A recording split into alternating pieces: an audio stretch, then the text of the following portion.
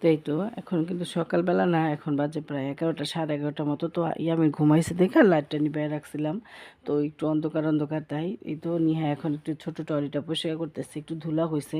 যেহেতু শীতের দিনে কিন্তু একটু ধুলাবালিটা বেশি আসে। তো হ্যালো এভরিওয়ান, আসসালামু আলাইকুম, সবাই কেমন আছো? আল্লাহর অশেষ রহমতে আমরাও আছি ভালোই। তো এই তো দেখো তোমাদের ভাই অনেকগুলি বাজার নিয়ে আসছে। আর টমেটোগুলি দেখে মনে হইতেছে কি যে গ্রামে থেকে একেবারে নিজের হাতে ছিঁড়ে নিয়ে আসছি গাছ থেকে। তো টমেটোগুলি খুবই টাটকা ছিল। তো তোমাদের ভাই অনেকগুলি টমেটো আছে, বললাম এত টমেটো কী কেন, বললো যে দেখে ভালো লাগছে তাই 5 কেজি টমেটো নিয়ে আসছি। তো টমেটো কিন্তু আসলে আমার লাগে, শীতের দিনে টমেটো দিয়ে তরকারি রান্না করলে খুব ভালো লাগে, বা ফ্রোজেন করে রাখা যায়, মুড়ি ভর্তা খাওয়া যায়। আর আমাদের নিহা টমেটো এমনি তো একটু ভর্তা করে খায়, ও পছন্দ করে। তো এই তো এখানে আছি, আমি দুষ্টামি করতেছে। তো বাজারগুলি আমি একটু গোছায় নিব, অনেকগুলি বাজারই আনা হয়েছে। তো শীতের কালে সবজি কিন্তু দেখতেও ভালো লাগে, আমার কাছে খেতেও ভালো লাগে। তো এই তো কিন্তু ফুলকপিটা আমার এখন আর ভালো লাগে না, তো একটু ভাজি রইলে ভালো লাগে। তো আর এখানে বেগুন আনা হয়েছে, তো বেগুনটা কিন্তু অনেকটা বড়, এই বেগুনটা আমার একদিন লাগবেও না, অর্ধেকটা হলে আমার একদিন হয়ে যাবে। তো অনেকগুলি বেগুনও নিয়ে আসছে। তো এখান থেকে কিছু সবজি মেয়েকে দিব, আমার মাকে দিব। তো এই তো, তো আসলে কি আর মূলাগুলি কিন্তু খুবই সুন্দর। আর এখনকার মূলা না, আগের মূলাগুলি কেমন ভিতরে ভাবসা হইতো, এখন কিন্তু ওরকম হয় না, মূলাগুলি খুব টাটকা থাকে। তো এই মূলা, কাঁচা মূলা ভর্তা খেতে কিন্তু খুব ভালো। তোমরা কমেন্টে জানাবা কে কে কাঁচা মূলার ভর্তা খাও। তো আজকে একটু মায়ের বাসায় যাব, তো পিঠা বানানোর জন্য। তো এই তো আমি এখন চালের আটাটা কাই করে নিলাম। তো কাই করতে গিয়ে না আমি একটু আটাটা বানায় ফেলাইছি, একটু পানিটা বেশি দিছি।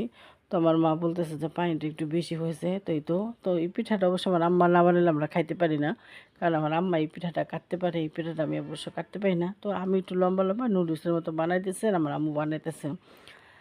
আর আসলে মায়ের কথা কি বলবো, মা বাবার কথা যতই বলবো ততই কম। আসলে কি আমরা সন্তানরা বাবা মায়ের মূল্য দিতে জানি না, কিন্তু বুঝি সবই, কিন্তু তারপর দেখা যায় আমরা সময় মতো বাবা মার যে যতটুকু, যার যতটুকু সম্মান দেওয়া উচিত আসলে আমরা সন্তানরা দিতে পারি না।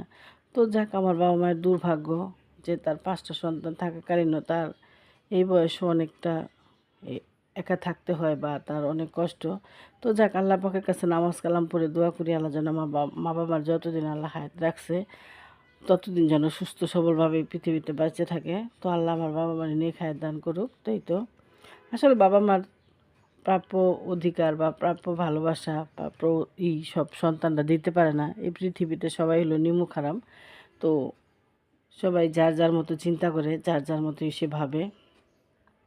তো আর এই পৃথিবীতে কিছু লোক আছে যে ভালো মতো খোঁজ খবর নিতে না পারলেও কিন্তু ঠিক মতো চুসকামি করতে পারে বা কুটনামি করতে পারে, এর খবর এর কাছে, এর খবর এর কাছে। তো আল্লাহ পাক যেন তাদেরকেও হায়াত দারাজ করে, তাদেরকে ভালো রাখে, সুস্থ সবল রাখে। তো সবার জন্য দোয়া করি, আমার জন্য কেউ দোয়া করুক বা না করুক, আমি সবার জন্য দোয়া করি, আল্লাহ পাক সবাইকে ভালো রাখুক। তো এই তো এখন পিঠাগুলি দিয়ে দিতেছি। তো রাত্রে পিঠাগুলি ভিজাবো। আর গুড়টা না ভালো ছিল না, অনেকটা পরিমাণ গুড় দিছি, প্রায় 1.5 কেজি গুড় দিছি, আবার হাফ কেজির মতো চিনি দিছি। তারপর মোটামুটি ভালোই মিষ্টি হয়েছে, কিন্তু গুড়ের কালারটা সুন্দর না। আর এখনকার গুড় হলো ভেজাল, গুড়ের ভিতরে আটা মিলায়। তো এখানে আমি কিন্তু অনেকটা দুধ দিয়েছি, তারপর আবার কিছুটা দুধ দিব। তো একটু ঠান্ডা হলে বাকি দুধটা দিব। আর এই পিঠাটা কিন্তু ভালোই লাগে খাইতে। শীতের দিনে আসলে পিঠার উপরে কিছু হয় না, যারা মিষ্টি খায় আর যারা না খায় তাদের জন্য আসলে অন্যরকম।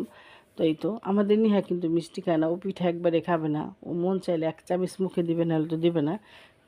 এই পিঠাগুলি আমি, আমার বড় মেয়ে, তো কম বেশি সবাইকে দিয়ে খেতে হবে, যে কোনো জিনিস তৈরি করলে সবাইকে দিয়ে খেতে হয়, শীতকালীন জিনিস।